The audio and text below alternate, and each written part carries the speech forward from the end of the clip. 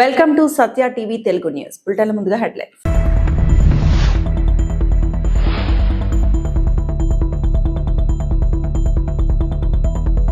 వికసిత్ భారత్ దిశగా యువత ముందుకు రావాలి. విదేశాంగ మంత్రి జైశంకర్ పిలుపు.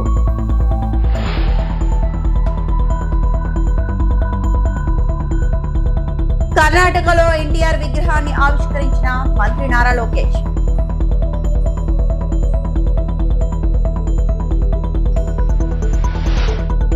అమరావతి విషయంలో మాటల యుద్ధం, చంద్రబాబుపై సజ్జల ఆరోపణలు.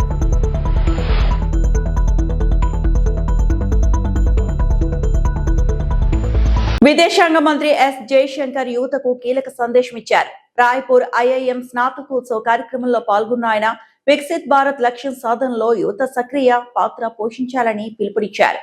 కోవిడ్ మహమ్మారి, అంతర్జాతీయ ఘర్షణలు, వాతావరణ మార్పులు వంటి గ్లోబల్ సవాళ్లు ప్రపంచ వ్యవస్థను మార్చేశాయని, ఇవి ప్రతి ఒక్కరి జీవితాలపై ప్రభావం చూపుతున్నాయని తెలిపారు. ఈ పరిస్థితుల్లో కూడా భారత్ బలంగా నిలబడిందని, భవిష్యత్తుపై ఆశాభావ దృక్పథంతో ముందుకు సాగుతోందన్నారు. దౌత్యం మరియు వ్యాపారం మధ్య సంబంధం మరింత పెరుగుతోందని, భారతీయ ఉత్పత్తులకు గ్లోబల్ మార్కెట్లో అవకాశాలు విస్తరించాల్సిన అవసరం ఉందని జయశంకర్ పేర్కొన్నారు. You have gained from access to technology and to information that would have been inconceivable barely a generation ago. And not least, you have grown up in an era of globalization that has connected you very deeply to the rest of the world. Today, India is poised to leapfrog in its journey of development, and your cohort will be amongst those that will lead this effort.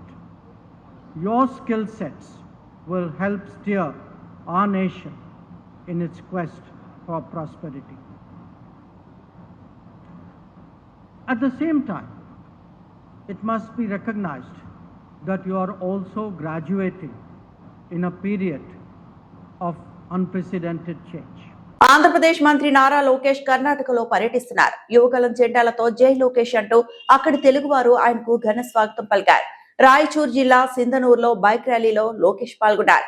MG circle నుంచి Gangavathi road వరకు ఈ rally కొనసాగింది. ఈ ర్యాలీలో కేంద్ర మంత్రులు Kumaraswamy, Sanjay Seth పాల్గొన్నారు. హోసలిలో ఎన్టీఆర్ విగ్రహాన్ని లోకేష్ ఆవిష్కరించారు.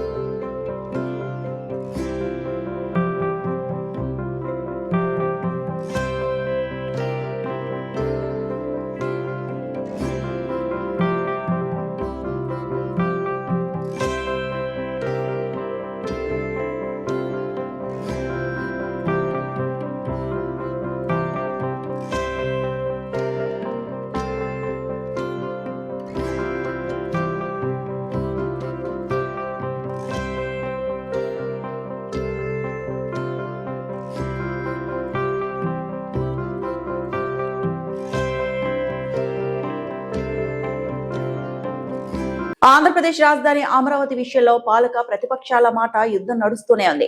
అయితే రాజధాని విషయంలో తమ పార్టీకి స్పష్టమైన వైఖరి ఉందని తెలిపారు సజ్జల రామకృష్ణారెడ్డి. రాష్ట్ర రాజకీయాలు, పార్టీ బలోపేతంపై వైసీపీ రీజనల్ కోఆర్డినేటర్లు, జిల్లా అధ్యక్షులు, ఎమ్మెల్యేలతో నిర్వహించిన టెలికాన్ఫరెన్స్ లో దిశానిర్దేశం చేశారు. అయితే అమరావతి పేరుతో ముఖ్యమంత్రి నారా చంద్రబాబు నాయుడు శాశ్వతంగా దోపిడీ చేయాలనే ప్రయత్నం చేస్తున్నారని ఆరోపించారు. అయితే మచిలీపట్నం, విజయవాడ, గుంటూరు ప్రాంతాన్ని గ్రోత్ కారిడార్ గా అభివృద్ధి చేస్తూ మెగా సిటీగా తీర్చిదిద్దాలనే ఆలోచనలను వివరించారు.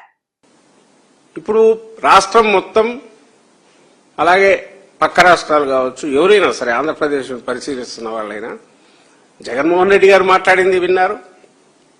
అమరావతికి సంబంధించి చంద్రబాబు నాయుడు గారు మాట్లాడింది విన్నారు. ఇందులో క్లారిటీ ఆఫ్ థాట్ ఇద్దరికీ ఉంది. జగన్మోహన్ రెడ్డి గారికేమో రాష్ట్రం మీద బరువు పడకుండా, ప్రజలకు గుదిబండ కాకుండా 5 కోట్ల మంది ప్రజలకు రాష్ట్రానికి ఒక మంచి గ్రోత్ ఇంజన్ లాంటి క్యాపిటల్ కావాలి, ఎకనామిక్ పవర్ హౌస్ కావాలి. ఇది ఇతర నగరాలతో అతి తక్కువ సమయంలో పోటీ పడగలిగిన సామర్థ్యం దీనికి రావాలి. ఇందులో ఏమైనా తేడా ఉందా? రాష్ట్రం విడిపోయిన తర్వాత ఓట్ల పరంగానే కాదు, సీట్ల పరంగా కూడా పెద్ద ప్రతిపక్షంగా 67 సీట్లతో గెలిచిన రోజు ఆయన అదే చెప్పాడు. ఏమని చెప్పాడు జగన్మోహన్ రెడ్డి గారు? 30,000 ఎకరాల పైగా ప్రభుత్వ భూమి, ప్రభుత్వము, నాట్ రైతుల భూములు కొట్టమని కాదు, రైతులను ముంచి తీసుకోమని కాదు, ప్రభుత్వ భూమి ఉండాలి అన్నాడు. చంద్రబాబు నాయుడు గారు కన్వీనియంట్ గా ప్రభుత్వాన్ని తీసేస్తాడు. నువ్వన్నావు కదా 30,000 ఎకరాలు అంటాడు. జగన్మోహన్ రెడ్డి గారు ఎందుకన్నారు అంటే, క్యాపిటల్ అనేది ఇంక్లూజివ్ క్యాపిటల్ కావాలంటే, అఫోర్డబిలిటీ ఉండాలంటే, మిడిల్ క్లాస్ కానీ, లోయర్ మిడిల్ క్లాస్ కానీ, ఉపాధికి అక్కడికి వచ్చేవాళ్ళు ఉండడానికి కానీ, ఉద్యోగ అవకాశాలకు అన్ని రకాల వాళ్ళు ఉండడానికి కానీ, ఇది మొత్తం క్లాస్ వీళ్ళు ఎలీట్ కాదు, ఫైనాన్షియలీ వెల్దీ పీపుల్కి ఒకరికే కాదు, అందరూ ఉండగలిగిన నగరం ఉన్నప్పుడు అది సజీవ నగరంగా ఉంటుంది. కాబట్టి ఇది చేయడానికి అవసరమైన ఖర్చు, ఆ బరువు ప్రజల మీద పడకూడదు అనేది ఆయన ఆలోచన. ఆ ఉద్దేశంతో ఇప్పుడు మేము ప్రతిపక్షంలో ఉన్నాం, అవకాశం మీకుంది కాబట్టి ఇది దృష్టిలో పెట్టుకొని పెట్టండి అన్నారు. అయ్యా మేము ఇక్కడని చంద్రబాబు నాయుడు గారు అన్నారు. ఓకే అని 2019 ఎన్నికలకు ముందే రిపీటెడ్ గా చెప్తున్నాం. చంద్రబాబు నాయుడు గారు ఇల్లు కట్టుకోలే, అధికారంలో ఉన్న చంద్రబాబు నాయుడు గారు ఇల్లు కట్టుకోలే. సీఎం సభకు భారీగా తరలిరండి, టీడీపీ శ్రేణులకు ఎమ్మెల్యే జేసీ అశ్మిత్ రెడ్డి పిలుపు. అనంతపురం జిల్లా తాడిపత్రి నియోజకవర్గం యాడికి మండల కేంద్రంలో ఈ నెల 6వ తేదీన ఆంధ్రప్రదేశ్ ముఖ్యమంత్రి నారా చంద్రబాబు నాయుడు పర్యటన ఖరారైంది. ఈ సందర్భంగా ఉదయం 11 గంటలకల్లా నాయకులు, కార్యకర్తలు, మహిళలు పెద్ద ఎత్తున సభ ప్రాంగణానికి చేరుకోవాలని ఎమ్మెల్యే జేసీ అశ్మిత్ రెడ్డి పిలుపునిచ్చారు. సభకు హాజరయ్యే ప్రజల సౌకర్యార్థం తాడిపత్రి నియోజకవర్గంలోని అన్ని గ్రామాల నుంచి ఆర్టీసీ బస్సులు ఏర్పాటు చేసినట్లు తెలిపారు. సీఎం సభను విజయవంతం చేయడానికి నియోజకవర్గ ప్రజలు, అభిమానులు, కార్యకర్తలు భారీగా తరలి వచ్చి భాగస్వామ్యం కావాలని కోరారు.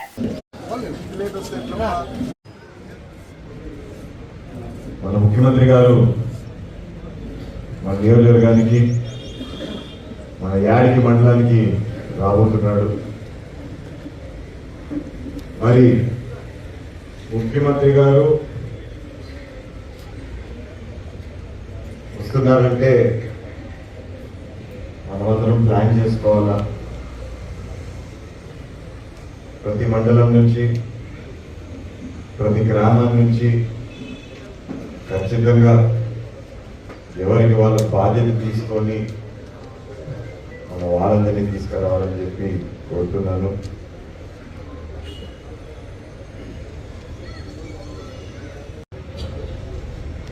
మన ఊరికి వస్తున్నారంటే మనం కూడా ఏదో ఒకటి అడగాలని చేస్తాడనే ఆశతో, అందుకు ముఖ్యంగా నేను నీటి పైనే మాట్లాడబోతున్నాను. చిన్న చిన్న కాలువలు ఏవైతే ఉన్నాయో పూర్తి చేయలేదు. మరి మీకు అనిపించింది ఇంకేమన్నా ఉంటే మరి నాకు చెప్పండి. అది నిజంగానే మన ప్రజలందరికీ న్యాయం అవుతుందంటే అది చేస్తే ఖచ్చితంగా దాని గురించి కూడా మాట్లాడతాను.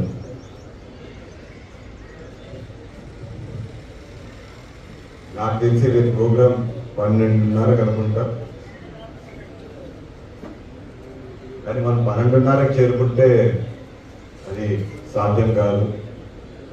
నాకు తెలిసి దాదాపు మనము 11 ఆ సమయంకే చేరుకోవాలా. ఎందుకంటే బస్సులు ఉంటాయి, ఆ బస్సులు రావాలా, ట్రాఫిక్ జామ్ అవుతుంది.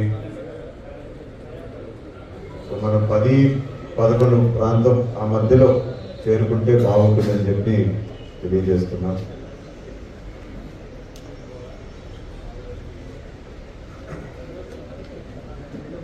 అదేవిధంగా బస్సులు కూడా డివైడ్ చేస్తాం. మీ అందరు గుర్తే ఉన్నట్టు ఉంటుంది, మనం మహానాడు ప్రోగ్రాంకి ఏ విధంగా అయితే బయలుదేరామో ఇక్కడ నుంచి అదే విధంగా చేద్దామని చెప్పి అనుకుంటున్నాము. గ్రామానికి బస్సు వస్తుంది, లేకపోతే 2-3 గ్రామాలు కలిపి ఒక బస్సు వస్తుంది. ఆ బస్సులో మనందరం తోడై వస్తే బాగుంటుంది. చంద్రగిరి నియోజకవర్గంలో కాంగ్రెస్ పార్టీని బలోపేతం చేసే దిశగా కృషి చేస్తున్నట్లు కాంగ్రెస్ నాయకుడు ఐరాల లోకేష్ రెడ్డి తెలిపారు. చంద్రగిరిలో కాంగ్రెస్ పార్టీ బలోపేతానికి కార్యాచరణ చేపట్టినట్లు ఐరాల లోకేష్ రెడ్డి వెల్లడించారు. తిరుపతి ప్రెస్ క్లబ్ లో మీడియాతో మాట్లాడుతూ పార్టీని గ్రామ స్థాయి వరకు విస్తరించేందుకు కృషి చేస్తున్నట్లు తెలిపారు. ప్రజా సమస్యల పరిష్కారానికి కాంగ్రెస్ పార్టీ కట్టుబడి ఉందని స్పష్టం చేశారు. మేము కాంగ్రెస్ పార్టీని చంద్రగిరి నియోజకవర్గం చిత్తూరు పాత రమేష్ బాబు గారికి మొట్టమొదటిసారిగా చంద్రగిరి నియోజకవర్గం పర్యటనకు ఇచ్చేశారు. ఆయనకి స్వాగతం తెలియజేస్తున్నాము. అదేవిధంగా కాంగ్రెస్ పార్టీ మండల స్థాయిలో, బూత్ లెవెల్ స్థాయిలో, జిల్లా స్థాయిలో బలోపేతం చేయడానికి కాంగ్రెస్ పార్టీ నూతనంగా అన్ని జిల్లా పార్టీ అధ్యక్షులకి మొన్న తెలంగాణలో ట్రైనింగ్ ఇవ్వడం జరిగింది ఏఐసిసి తరఫున. ఆ ట్రైనింగ్ లో భాగంగా పూర్తిగా కాంగ్రెస్ పార్టీని అట్టడుగు స్థాయి నుండి, కింద గ్రామ స్థాయి నుండి ప్రక్షాళన చేసి నూతన కమిటీని ఏర్పరిచి కాంగ్రెస్ పార్టీని గ్రౌండ్ లెవెల్ నుండి బలోపేతం చేయడానికి మా అధ్యక్షులు గారి ఆధ్వర్యంలో చంద్రగిరి నియోజకవర్గంలో 6 మండలాలు ఉన్నాయి. 6 మండలాలకు సంబంధించి జిల్లా కమిటీలు, మండల కమిటీలు, గ్రామ కమిటీలు, బూత్ కమిటీలో భాగంగా కాంగ్రెస్ పార్టీ వినూత్న పద్ధతిలో ఒక అప్లికేషన్ ఇచ్చి ఎవరైతే ఇంట్రెస్ట్ ఉంటారో నియోజకవర్గంలో సీనియర్ కాంగ్రెస్ పార్టీ కార్యకర్తలు, యువకులు కాంగ్రెస్ పార్టీ సిద్ధాంతాల పట్ల, కాంగ్రెస్ పార్టీ ఐడియాలజీ పట్ల, సెక్యులర్ విధానాన్ని ఎవరైతే భావజాలాలు ఉంటుందో, సమాజంలో నూతనంగా రాజకీయంగా అవకాశాలు కావాలని చెప్పి ఎవరైతే కోరుకుంటారో వాళ్ళందరూ కూడా కాంగ్రెస్ పార్టీ వేదికగా మేము ఈరోజు ఒక అపీల్ చేయడానికి ఈ ప్రెస్ మీట్ కండక్ట్ చేయడం జరుగుతుంది. అదేవిధంగా నియోజకవర్గంలో ఎవరైతే పాత కాంగ్రెస్ పార్టీ కార్యకర్తలు, నాయకులు ఉన్నారో వాళ్ళందరూ కూడా ఈరోజు యాక్టివ్ గా లేరు. ఈ వేదిక ద్వారా నేను అందరికీ తెలియజేయడం ఏమనగా, కాంగ్రెస్ పార్టీ రాబోయే రోజుల్లో ఖచ్చితంగా మీ అందరికి అండదండలుగా ఉండి, భరోసాగా ఉండి, నేను కానీ జిల్లా పార్టీ అధ్యక్షులు కానీ అందరూ కూడా చేదోడు వాదోడుగా ఉంటారు. మీ ఆశీస్సులు కాంగ్రెస్ పార్టీకి మళ్ళీ ఇచ్చి కాంగ్రెస్ పార్టీని పూర్వ వైభవం తీసుకురావడానికి మీరందరూ కలిసి మాతో వచ్చి మాతో కలిసి పనిచేయవలసిందిగా విజ్ఞప్తి చేస్తూ బిఆర్ నాయుడిని తొలగించాలి అని మాజీ మంత్రి కారుమూరి నాగేశ్వరరావు డిమాండ్ చేశారు. టీటీడీ పవిత్రతను దెబ్బతీసేలా వ్యవహరిస్తున్న చైర్మన్ బిఆర్ నాయుడు తక్షణమే పదవి నుంచి తొలగించాలని మాజీ మంత్రి కారుమూరి వెంకట నాగేశ్వరరావు డిమాండ్ చేశారు. వైసీపీ పిలుపు మేరకు శనివారం తణుకు వెంకటేశ్వర స్వామి ఆలయంలో పార్టీ శ్రేణులతో కలిసి ఆయన ప్రత్యేక పూజలు నిర్వహించారు. మహిళలతో అసభ్య ప్రవర్తన, అసాంఘిక కార్యక్రమాలతో టీటీడీ ప్రతిష్టను మసకబారుతున్నారని కారుమూరి తీవ్రంగా ఆరోపించారు.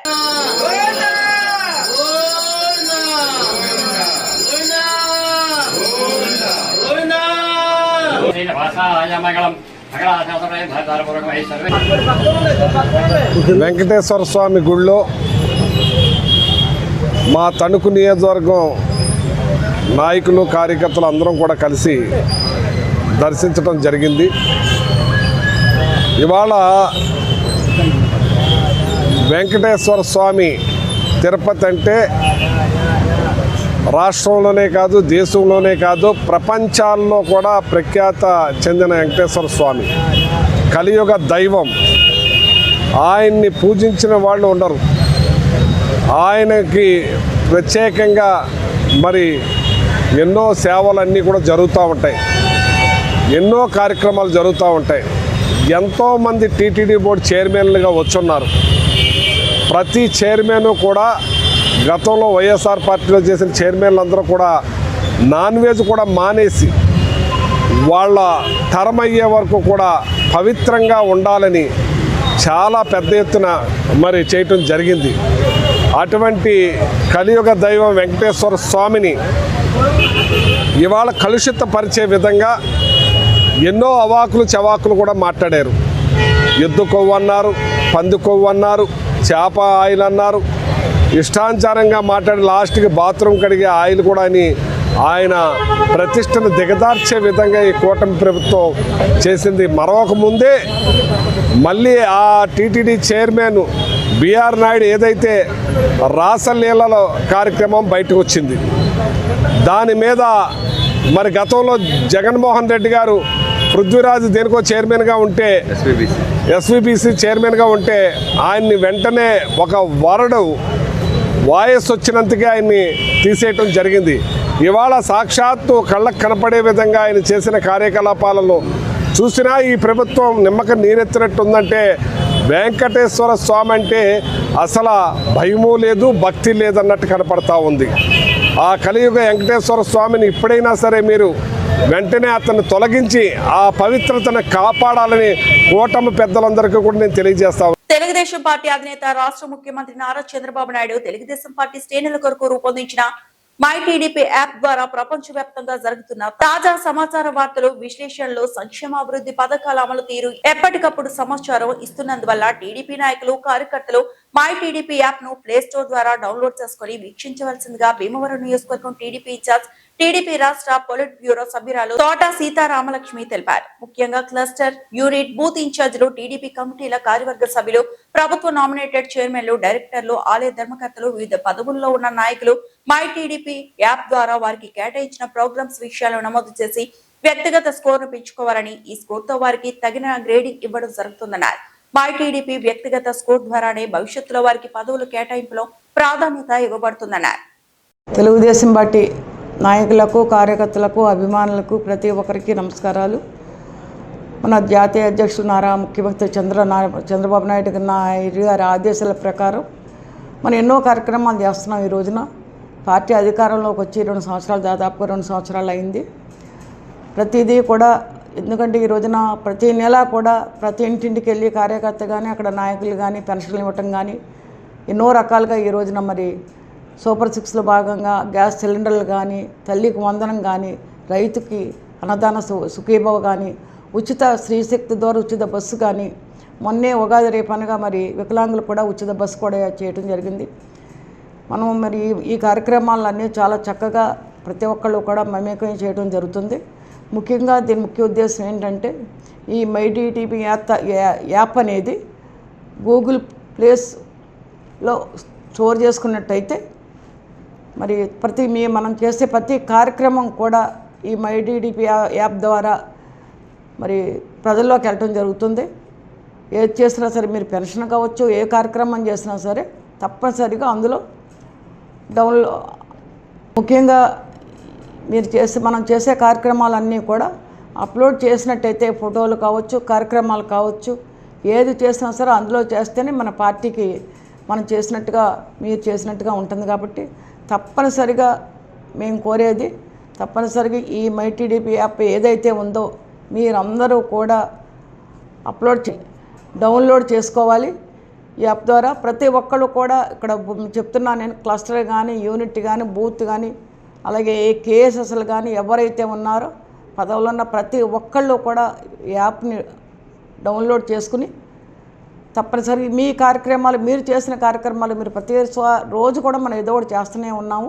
ప్రతి కార్యక్రమం అందులో డౌన్లోడ్ చేసుకున్నట్టయితే అది పార్టీకి చాలా ఎంకరేజ్ అవుద్ది. పార్టీకి కూడా అది ఒక మెసేజ్ కూడా వెళ్ళొద్దని ఈ సందర్భంగా తెలియజేసుకుంటూ ప్రతి ఒక్కరు కూడా దీన్ని చేయాలని మనస్ఫూర్తిగా కోరుకుంటూ నమస్కారాలు తెలియజేసుకుంటున్నాను. పవిత్ర క్షేత్రమైన తిరుపతిలో ప్రతి శనివారం ఉదయం భక్తి రసంతో నగర సంకీర్తన ఘనంగా కొనసాగుతోంది. శ్రీ వెంకటేశ్వర స్వామి కృప కోసం భజన మండలి సభ్యులు ఈ కార్యక్రమాన్ని నిర్వహిస్తున్నారు.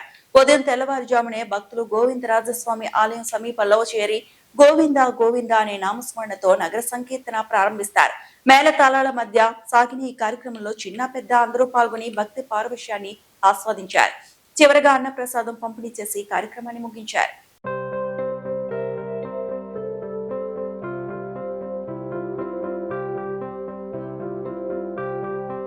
ప్రతి శనివారం నగర సంకీర్తన మండలికి 5 గంటలకు అన్నమాట. ప్రతి ఒక్కరూ రావాల్సిందిగా కోరుచున్నాను. కానీ ఈ 5 గంటలకు వచ్చిన తర్వాత మనము 7 వరకు నగర సంకీర్తన చుట్టూ మాడా వీధుల్లో విహరిస్తూ భజన చేసుకుంటూ డ్యాన్స్ చేస్తూ నగర సంకీర్తన చేస్తూ ఉంటే చాలా ఆహ్లాదకరంగా ఉంటుంది.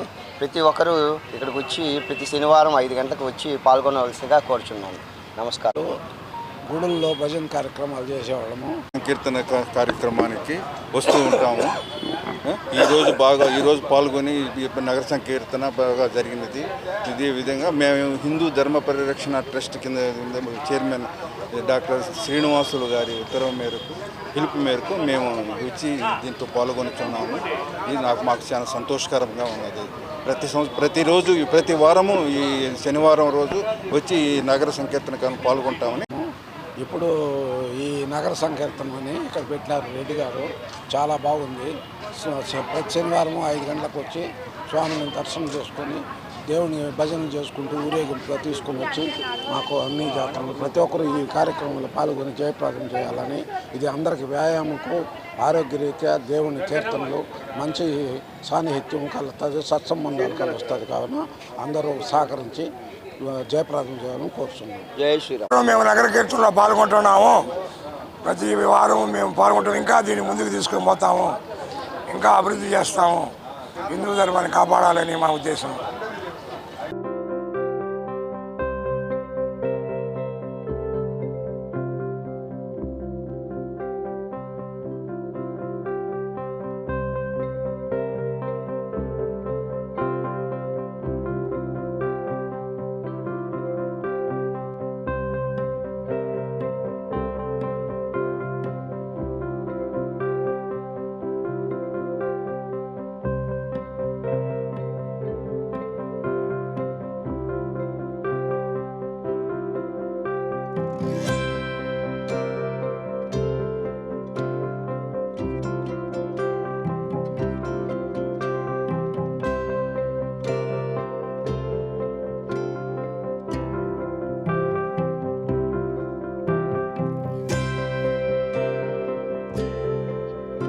పశ్చిమ గోదావరి జిల్లా నర్సాపురంలో గ్యాస్ కొరత ఎక్కువగా ఉండడం వల్ల చిరు వ్యాపారులు డీజిల్ స్టవ్ పై మొగ్గు చూపుతున్నారు.